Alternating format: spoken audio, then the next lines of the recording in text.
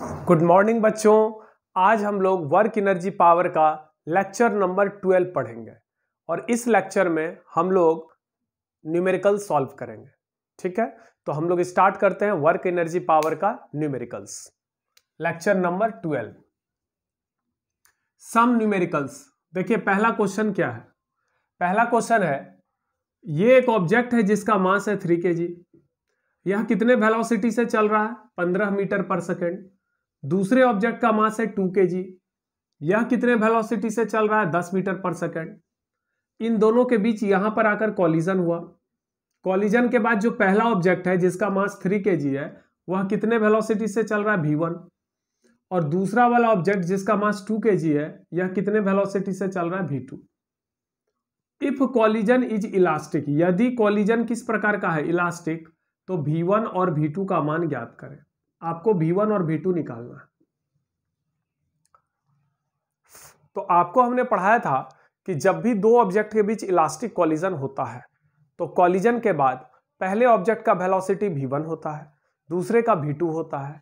v1 को निकालने का ये फॉर्मूला हमने बताया था। v1 बराबर होता है u1 m1 minus m2 by m1 plus m2 plus 2m2 u2 by m1 plus m2। और v2 को निकालने का फॉर्मूला था u2 m2 minus m1 by m1 plus m2 plus 2m1 u1 by m1 plus m2।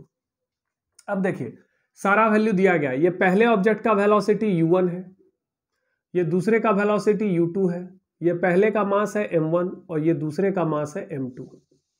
तो यहां पर u1 के जगह पर हम 15 लिखेंगे, m1 के जगह पर 3 kg, m2 के जगह पर 2 kg, m1 plus m2 3 plus 2 2, m2 के जगह पर हम क्या लिखेंगे? 2 kg। u2 का वैल्यू है 10 मीटर पर second, m1 plus m2 3 plus 2। सारा वैल्यू सेट कर देंगे। अब यहां पर देखिए ये u1 का डायरेक्शन किधर है? पॉजिटिव में, पॉजिटिव x की तरफ जा रहा है। अगर कोई ऑब्जेक्ट निगेटिव x में जाएगा तो ये दोनों वेलोसिटी माइनस हो जाएगा। अगर ये पॉजिटिव x में जाएगा तो दोनों प्लस हो जाएगा। अगर एक पॉजिटिव में जाएगा एक निगेटिव में आएगा तो ये फिर माइनस होगा। यहां पर देख रहे हैं दोनों ऑब्जेक्ट किस डायरेक्शन में मूव कर रहा है? Positive x axis. तो u1 का वैल्यू प्लस 15 लेंगे, u2 का वैल्यू प्लस 10 लेंगे। बाकी मास तो हमेशा ही पॉजिटिव होता है। अब इसको सॉल्व करते हैं। 15 3 में 2 गया 1, 3 प्लस 2 5, 2 2 जा 4 इंटू 10, 3 प्लस 2 5, 5 3 जा 15, यहाँ 3 हो गया, 5 2 जा 10, 4 2 जा 8 हो गया, 8 प्लस 3 11 मीटर पर सेकेंड। यानी ये वाला ऑब्जेक्ट कितने स्पीड से जाएगा? 11 मीटर पर सेकेंड। दूसरे का स्पीड निकालते हैं। u2 का वैल्यू है 10 प्लस 10, m2 का वैल्यू है 2 kg, m1 का वैल्यू है 3 kg, है ना। m1 plus m2 3 plus 2 plus 2 m1 की वैल्यू 3 kg, u1 की वैल्यू 15 मीटर पर second, m1 plus m2 3 plus 2, 3 plus 2 हो गया 5 और 5 3 जा 15, 3 3 जा 9, 2 जा 18 और इधर 2 माइनस 3 माइनस 1 हुआ, 3 प्लस 2 5, 5 2 जा 10, 2 इंटू माइनस 1 माइनस 2 प्लस 18 16। तो ये कितना आ गया? 16 मीटर पर सेकेंड। चूंकि ये भी वैल्यू पॉजिटिव है, ये भी वैल्यू पॉजिटिव है, इसका मतलब कॉलिजन के बाद ये भी इधर जाएगा, ये भी इधर जाएगा। अगर इसमें से कोई वैल्यू निगेटिव आ जाता तो ये उल्टा जाता, निगेटिव एक्स एक्सिस। तो पहला क्वेश्चन बिल्कुल आसान था, समझ में आया होगा। ये पूरा फॉर्मूला पर बेस्ड है। इलास्टिक कॉलिजन के बाद v1 और v2 को निकालने का यही फॉर्मूला होता है और डायरेक्ट आप वैल्यू सेट करेंगे तो आपको ये क्वेश्चन इजीली बन जाएगा। चलिए हम सेकंड क्वेश्चन में जाते हैं। सेकंड क्वेश्चन क्या है? क्वेश्चन नंबर 1 तो इजी था, देखते हैं क्वेश्चन नंबर 2 क्या है।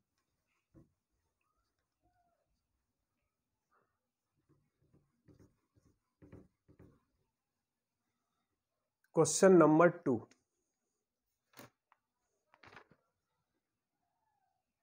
क्वेश्चन नंबर 2,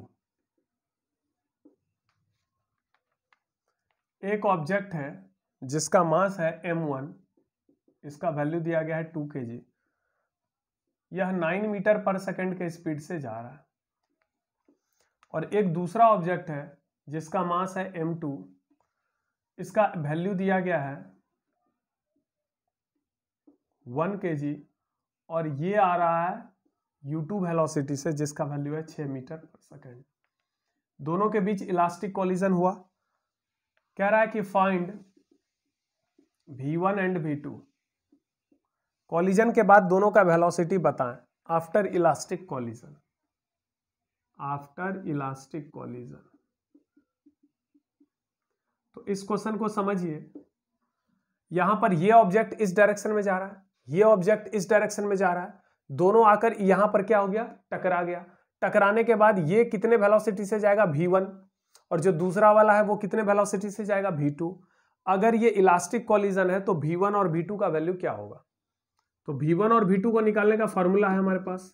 v1 को निकालने का फॉर्मूला है v1 बराबर u1 m1 minus m2 by m1 plus m2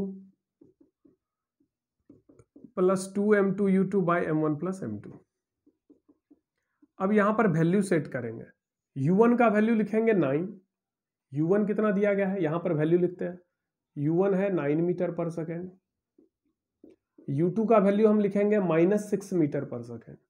हमने -6 क्यों लिया, क्योंकि ये उल्टा डायरेक्शन में आ रहा है। m1 2 kg है, जबकि m2 कितना है, 1 kg। मास हमेशा पॉजिटिव होता है, जबकि वेलोसिटी पॉजिटिव भी हो सकता है, निगेटिव भी। वेलोसिटी निगेटिव होने का मतलब है कि उसका डायरेक्शन उल्टा है। u1 का वैल्यू है 9, m1 का वैल्यू कितना है, 2 kg, m2 का वैल्यू कितना है, 1 kg, by m1 plus m2 2 plus 1 plus 2 into m2 की वैल्यू 1 kg, u2 दिया हुआ है -6, अब बाय m1 प्लस m2 यानी 2 प्लस 1, 9 इंटू 1 बाय 3, ये प्लस और माइनस माइनस हो गया, 6 दूना 12 2 1 3, 3 तिया 9 3 माइनस 3 चौके 12, ये -1 मीटर पर सेकेंड आ गया। इसका मतलब ये जो पहला ऑब्जेक्ट है जैसे ही टकराएगा तो वो पीछे की ओर भागेगा। टकराने के बाद ये किधर भागेगा, पीछे की ओर। पीछे भागेगा कितने वेलोसिटी से, 1 मीटर पर सेकेंड से। तो ये पहला ऑब्जेक्ट टकराने के बाद किधर भागेगा, इधर उल्टा भागेगा, कितने से, 1 मीटर पर सेकेंड से।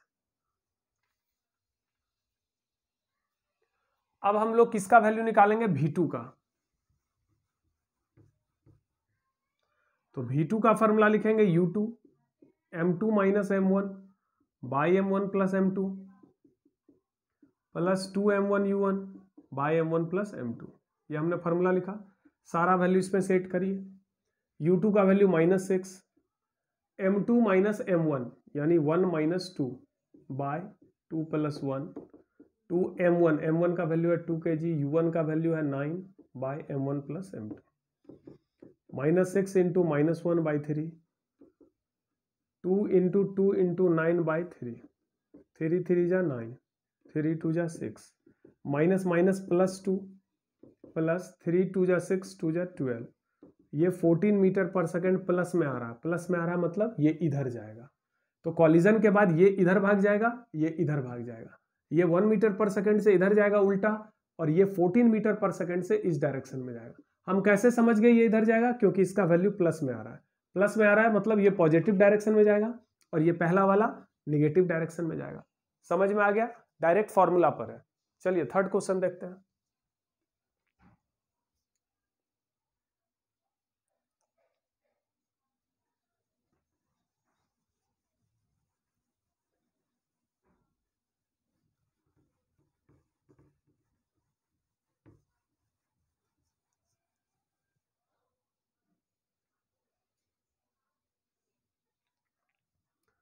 क्वेश्चन नंबर 3 है, इस ऑब्जेक्ट का मास है 3 kg, यह 10 मीटर पर सेकेंड से चल रहा है। इस ऑब्जेक्ट का मास है 2 kg, ये चल रहा है आपका 5 मीटर पर सेकेंड से। कॉलिजन हुआ, कॉलिजन के बाद दोनों आपस में सट गया। ये 3 kg और 2 kg आपस में सट गया, यानी कैसा कॉलिजन हुआ, perfectly inelastic collision. Perfectly inelastic collision में क्या होता है, दोनों ऑब्जेक्ट आपस में सट जाता है। टक्कर के बाद दोनों वस्तु आपस में चिपक जाता है। इसका कॉमन वेलोसिटी भी निकालना है। कैसे बनाएंगे इस क्वेश्चन को, तो यहां पर देखिए, चूंकि दोनों वस्तु आपस में सट गया, इसका मतलब यह किस प्रकार का कॉलिजन है, परफेक्टली इनइलास्टिक। और यहां पर मोमेंटम तो कंजर्व हम कर सकते हैं, पी आई बराबर पी एफ लिख सकते हैं। यहां पर हम एक्स एक्सिस और वाई एक्सिस के अलोंग अलग अलग कंजर्व नहीं करेंगे, क्योंकि यहां पर वन डायमेंशनल कॉलिजन हो रहा है, एक ही लाइन पे ऑब्जेक्ट चल रहा है। ऐसा नहीं है ना कि एक उधर चला गया एक इधर चला गया। तो अगर तिरछा जाएगा 2D कॉलिजन होगा तो वहां पे हम लोग मोमेंटम का कंजर्वेशन करते हैं एक्स एक्सिस के अलोंग अलग से और वाई एक्सिस के अलोंग अलग से, क्योंकि वहां पर कंपोनेंट आएगा। लेकिन यहां पर सारा मोमेंटम किधर है, एक्स के अलोंग। तो इनिशियल मोमेंटम कितना हो गया, इसका मोमेंटम निकालो, मास इंटू वेलोसिटी, यानी 3 इंटू 10। इसका मोमेंटम बताइए 2 इंटू 5, दोनों का मोमेंटम इसी डायरेक्शन में है तो सीधा ऐड हो गया। फाइनल मोमेंटम बताइए, इस दोनों का मास कितना हो गया, 3 + 2, ये टोटल मास हो गया। अब वेलोसिटी है v, तो कितना हो जाएगा 30 + 10 5v, 40 बराबर 5v, v का वैल्यू आ गया 8 मीटर पर सेकेंड, 40/5 8 मीटर पर सेकेंड।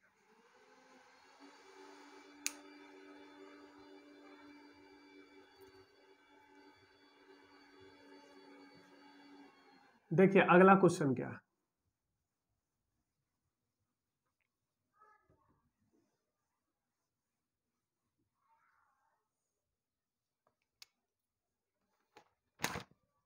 क्वेश्चन नंबर 4, एक ऑब्जेक्ट है जिसका मास है 5 kg, ये जा रहा है 8 मीटर पर सेकेंड से। दूसरा ऑब्जेक्ट है जिसका मास है 3 kg, ये आ रहा है 5 मीटर पर सेकेंड से। यहां पर आकर दोनों टकराता है, टकराने के बाद दोनों सट गया, टकराने के बाद क्या हो गया, दोनों सट गया। तो दोनों का कॉमन वेलोसिटी भी निकालना है। यहां पर कैसा कॉलिजन हो रहा है, perfectly inelastic collision, perfectly inelastic collision. तो यहां पर आपको v का वैल्यू निकालना है। ये पहला वाला है 5 kg का और दूसरा वाला है 3 kg। तो यहां पर भी हम मोमेंटम कंजर्व करेंगे, pi बराबर pf लिखेंगे। तो बताइए इसका मोमेंटम कितना है, 5 इंटू 8 है, प्लस में, क्योंकि ये इधर जा रहा है तो इसका मोमेंटम कितना होगा, mv, मास इंटू वेलोसिटी को मोमेंटम कहते हैं। तो इसका मोमेंटम और इसका मोमेंटम निकाल के जोड़ दो, तो ये हो गया इनिशियल मोमेंटम। इनिशियल मोमेंटम पूरे सिस्टम का कैसे निकालेंगे, तो पहले ऑब्जेक्ट का मोमेंटम देखो कितना है, दूसरे का मोमेंटम देखो कितना। अगर सेम डायरेक्शन में तो सीधा ऐड कर दो, अपोजिट डायरेक्शन में है तो घटा दो। तो देखो इसका मोमेंटम हो गया 5 इंटू 8 40, इसका मोमेंटम हो गया 3 इंटू 5 15, 3 इंटू 5। लेकिन हम यहाँ पर ऐड नहीं करेंगे, हम यहाँ पर घटाएंगे। क्यों घटाएंगे, इसका मोमेंटम इस डायरेक्शन में है जबकि इसका मोमेंटम इस डायरेक्शन में है। तो इस मोमेंटम को हम पॉजिटिव कहेंगे, इस मोमेंटम को नेगेटिव कहेंगे। तो टोटल मोमेंटम ये हो गया। फाइनल मोमेंटम देखिए कितना है, तो दोनों ऑब्जेक्ट आपस में सट गया, तो टोटल मास कितना हो गया 5 + 3 8 kg, और वेलोसिटी कितना हो गया v। तो ये कितना हो जाएगा 8 5 40 - 15 = 8v। ये कितना हो गया 25 = 8v। तो v का वैल्यू हो गया 25/8। इसका वैल्यू आ जाएगा 3.83 24 102 3.12 मीटर पर सेकेंड, ये वैल्यू आ जाए। चूंकि v का वैल्यू प्लस में आ रहा है, इसका मतलब चिपकने के बाद दोनों इस डायरेक्शन में जाएगा, पॉजिटिव डायरेक्शन में। अगर v का वैल्यू माइनस में आता तो चिपकने के बाद दोनों इधर जाता, लेकिन प्लस में आ रहा है, इसका मतलब आगे की ओर जाएगा। चलिए नेक्स्ट क्वेश्चन देख लेते हैं।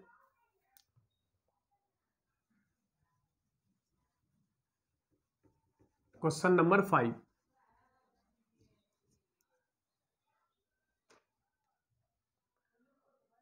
क्वेश्चन नंबर 5 है, यह क्वेश्चन 2D कॉलिजन से है।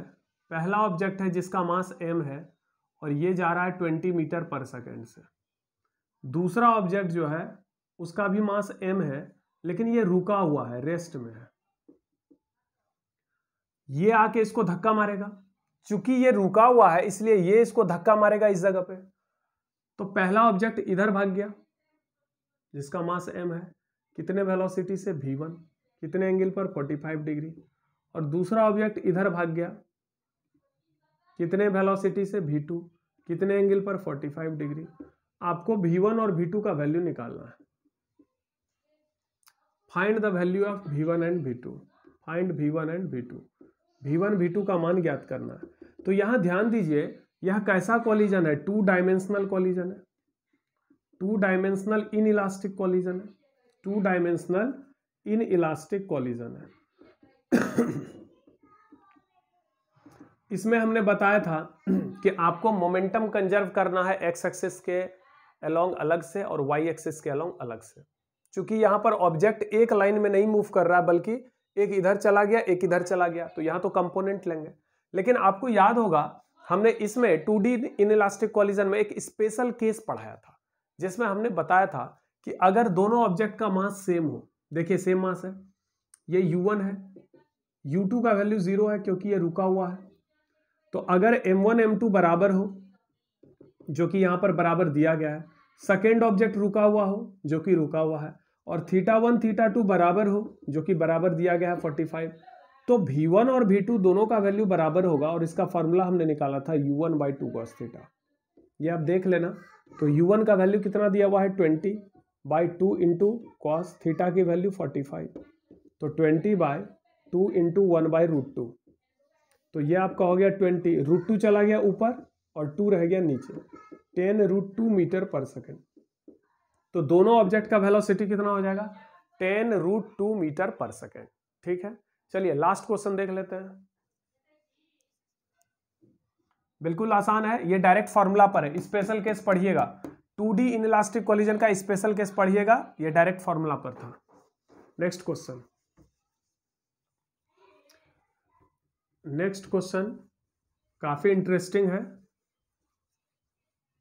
और समझने वाला है। पहले ये बताइए कि 3 नंबर है x y z, तीनों का सम 0 कब होगा?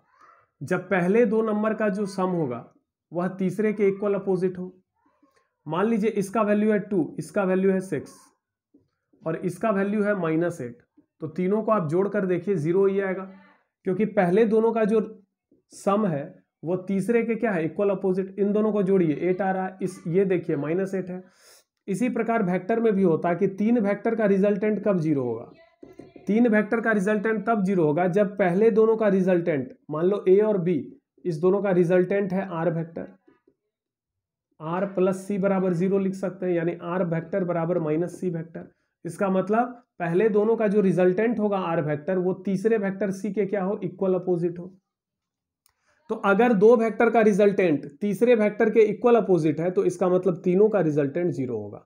मान लो A और B का रिजल्टेंट R है और ये तीसरा वेक्टर C है, तो R + C बराबर 0। यहां से क्या मिला R बराबर -C। अब 2 वेक्टर के बीच अगर इस प्रकार का संबंध है A बराबर -B लिखा हुआ है, तो मतलब A और B कैसा वेक्टर है इक्वल अपोजिट। इसका मतलब पहले दोनों वेक्टर का जो रिजल्टेंट है R वो तीसरे वेक्टर C के क्या है इक्वल है और अपोजिट है। तो ऐसे केस में तीनों का सम क्या हो जाएगा 0। तो बताएंगे 3 वेक्टर का रिजल्टेंट 0 कब होगा? 3 वेक्टर का रिजल्टेंट 0 तब होगा जब पहले दोनों वेक्टर का रिजल्टेंट तीसरे वेक्टर के इक्वल एंड अपोजिट हो। क्वेश्चन है, a body of mass 5 m is at rest. एक वस्तु है जिसका द्रव्यमान 5 m है और वह क्या है एकदम रुका हुआ है। It breaks up into 3 parts, यह 3 भाग में टूट जाता है। It breaks up into 3 parts. If two parts each having mass m,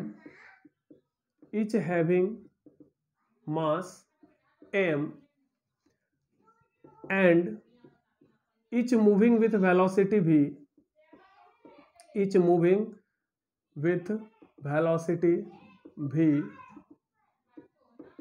fly off perpendicularly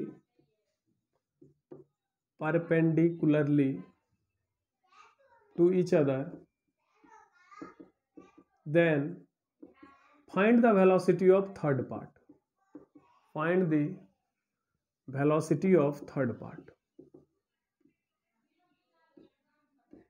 इस क्वेश्चन को देखिए जरा, इसको कैसे सॉल्व करेंगे। क्या कह रहा है कि एक ऑब्जेक्ट है जिसका मास कितना है 5 m। हम यहां पर 2 एक्सिस बनाते हैं, एक लेते हैं x एक्सिस, एक लेते हैं y एक्सिस। मान लो यहां पर एक ऑब्जेक्ट रखा हुआ है जिसका मास है 5 m और ये ऑब्जेक्ट बिल्कुल रेस्ट में है, रुका हुआ है, रेस्ट में है। तो एक ऑब्जेक्ट है जिसका मास है 5m और वो बिल्कुल स्थिर रखा हुआ है, रेस्ट में रखा हुआ है। कहां पर? ओरिजिन पर। It breaks up into 3 parts, ये 3 टुकड़े में बट जाता है। मान लो ये बम है, अगर ये बम है और ये फटेगा तो ये 3 टुकड़े में फटा, 3 पार्ट में ये बट गया, 3 पार्ट में ये ब्रेक हो गया। ठीक है, एक ऑब्जेक्ट है जिसका मास है 5m और ये बिल्कुल रेस्ट में है, यह 3 टुकड़े में फट गया। अगर प्रत्येक टुकड़े का इफ 2 पार्ट्स, 3 टुकड़े में बटा, एक टुकड़ा इधर गया जिसका मास m है और वेलोसिटी v है, दूसरा टुकड़ा इधर गया, इसका भी मास m है, वेलोसिटी v है। देखिए इफ 2 पार्ट्स, 2 टुकड़ा जो है 3 टुकड़े में बट गया। एक ऑब्जेक्ट है जिसका मास 5m है, रेस्ट में है, यह 3 टुकड़े में फट गया। फटने के बाद क्या हुआ? 2 टुकड़ा, if 2 parts each having mass m, यदि 2 पार्ट का मास m है और कितने वेलोसिटी से मूव कर रहा है? v, fly off perpendicularly to each other, यदि यह दोनों टुकड़ा एक दूसरे के लंबवत दिशा में भागता है, फ्लाई करना माने उड़ना, तो यह 3 टुकड़े में बट गया, इसमें से 2 टुकड़ा एक दूसरे पर लंबवत दिशा में भाग रहा है, एक टुकड़ा इधर जा रहा है, एक टुकड़ा इधर जा रहा है। इस दोनों टुकड़े का मास कितना है? ईच हैविंग मास m, दोनों का मास m है और दोनों का वेलोसिटी कितना है? v, फ्लाई ऑफ यानी किधर फ्लाई कर रहा है, किधर भाग रहा है? परपेंडिकुलरली टू ईच अदर, यानी एक x के दिशा में जा रहा है, एक y के दिशा में जा रहा है। Find the velocity of third part, तो तीसरे टुकड़े का वेलोसिटी बताएं। अब यहां पर समझने वाला बात यह है कि पूरे ऑब्जेक्ट का मास कितना है? 5m। ठीक है, इसका मास कितना हुआ? m, इसका मास m, तो जो थर्ड पार्ट होगा उसका मास कितना हो जाएगा? तो पहले टुकड़े का मास है m, दूसरे का मास है m, तो कितना हो गया? 2m, और टोटल मास है 5m, तो 5m में 2m घटा लीजिए तो तीसरे टुकड़े का मास होगा 3m, तीसरा टुकड़े का मास होगा 3m, और तीसरे टुकड़े का वेलोसिटी नहीं पता है तो हम क्या मान लेते हैं? v dash. तीसरा टुकड़ा किस डायरेक्शन में जाएगा? तो ध्यान दीजिए, ये जो ऑब्जेक्ट है ये रेस्ट में था, इसका मोमेंटम 0 था। ऑब्जेक्ट का मोमेंटम 0 है कि नहीं? ऑब्जेक्ट का मोमेंटम निकालिए। मोमेंटम किसको कहते हैं? संवेग, यानी मास गुना वेलोसिटी। तो इसका मास कितना है? 5m, लेकिन ये रुका हुआ है, इसका वेलोसिटी 0, तो मोमेंटम 0। तो जो मेरा ऑब्जेक्ट है उसका मोमेंटम कितना है? 0। अब ये 3 टुकड़े में अगर फटता है तो तीनों के मोमेंटम का सम 0 होगा, क्योंकि आप जानते हैं कि मोमेंटम कंजर्व रहेगा। अगर मोमेंटम कंजर्व रहेगा तो हम क्या लिखेंगे? इनिशियल मोमेंटम बराबर फाइनल मोमेंटम। तो शुरू में मोमेंटम कितना था? तो चूंकि शुरू में ये पूरा ऑब्जेक्ट रुका हुआ था तो पूरे ऑब्जेक्ट का मोमेंटम कितना था? 0। तो चूंकि इनिशियल मोमेंटम 0 है तो फाइनल मोमेंटम भी 0 आएगा, ठीक ना? तो फाइनल मोमेंटम का मतलब इसका मोमेंटम प्लस इसका मोमेंटम, लेकिन मोमेंटम तो वेक्टर क्वांटिटी है, तीनों का मोमेंटम निकाल कर जोड़ना है। तो अब देखिए, इनिशियल मोमेंटम 0 है, इनिशियल मोमेंटम अगर 0 है तो फाइनल मोमेंटम भी 0 होगा यानी पहले इस दोनों का मोमेंटम निकाल लो। इसका मोमेंटम m भी मास इंटू वेलोसिटी होगा, इस डायरेक्शन में होगा, इसका मोमेंटम m भी इस डायरेक्शन में होगा। इस दोनों का रिजल्टेंट निकालो, तो चूंकि दोनों का मोमेंटम इक्वल है, इसका भी m भी है, इसका भी m भी है, तो इसका जो रिजल्टेंट आएगा पैरेललोग्राम लॉ से, देखो इसका मोमेंटम m भी, इसका भी मोमेंटम m भी, तो दोनों का जो रिजल्टेंट होगा वो एकदम बीचों बीच जाएगा। चूंकि ये दोनों वेक्टर इक्वल है तो मोमेंटम क्या होगा? बीचों बीच जाएगा, ये 45 पर, तो इन दोनों का जो रिजल्टेंट होगा वो 45 एंगल पर जाएगा। और रिजल्टेंट कैसे निकालेंगे? तो चूंकि ये m भी और ये m भी दोनों का मोमेंटम कितने एंगल पर है? 90। ये m भी और ये m भी दोनों 90 पर है, तो रिजल्टेंट कैसे निकालेंगे? अंडर रूट इसका स्क्वायर प्लस इसका स्क्वायर, mv का स्क्वायर प्लस mv का स्क्वायर, तो ये हो जाएगा 2mv का स्क्वायर, तो ये हो जाएगा √2 इंटू mv। mv का स्क्वायर है तो बाहर आ जाएगा, तो इसका मतलब इसका और इसका जो रिजल्टेंट होगा वो √2 mv होगा। और अगर तीसरे का मोमेंटम इसके पहले और दूसरे के मोमेंटम के इक्वल अपोजिट हो तो इसका मतलब तीनों के मोमेंटम का रिजल्टेंट 0 आएगा। चूंकि इनिशियल मोमेंटम 0 है तो फाइनल मोमेंटम 0 होगा। इनिशियल मोमेंटम कितना है? 0, क्योंकि वस्तु रुका हुआ है तो इनिशियल मोमेंटम 0 है, तो इनिशियल अगर 0 है तो फाइनल भी 0 होगा। अब फाइनल मोमेंटम कैसे निकालेंगे? तो यह वस्तु 3 टुकड़े में बटा है, एक इधर एक इधर एक इधर, तो तीनों का मोमेंटम जोड़ने पर हमको 0 आना चाहिए। इसका मतलब 3 वेक्टर का सम जीरो कब होगा? जब पहले दो वेक्टर का रिजल्टेंट तीसरे के इक्वल अपोजिट हो। इसका मतलब इन दोनों का रिजल्टेंट चूंकि बीचों बीच इधर जा रहा है, तो तीसरे वेक्टर का, तीसरे ऑब्जेक्ट का जो मोमेंटम होगा वो इसी के इक्वल अपोजिट होगा। यानी ये एंगल 45 है तो ये भी 45 होगा। तो इससे ये तो साबित हो गया कि तीसरा वाला जो टुकड़ा है वो थर्ड क्वाड्रेंट में जाएगा 45 डिग्री एंगल पर। अब देखिए इसका मोमेंटम निकालिए। जो तीसरा टुकड़ा है ये वाला थर्ड टुकड़ा, थर्ड पार्ट, इसका मोमेंटम बताओ। तो इसका मोमेंटम होगा मास गुना वेलोसिटी, यानी 3m इंटू वी डैश। और इस दोनों का रिजल्टेंट कितना आ रहा है? √2mv आ रहा है। तो √2mv ये बराबर हमने कर दिया, तो यहां से mm कैंसिल, तो v डैश निकल गया √2 इंटू v/3। यही होगा तीसरे टुकड़े का वेलोसिटी। यही आंसर हो गया।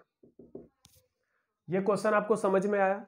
एक ऑब्जेक्ट है जिसका टोटल मास 5m है, ये बिल्कुल रुका हुआ है, तो इसका मोमेंटम 0 है।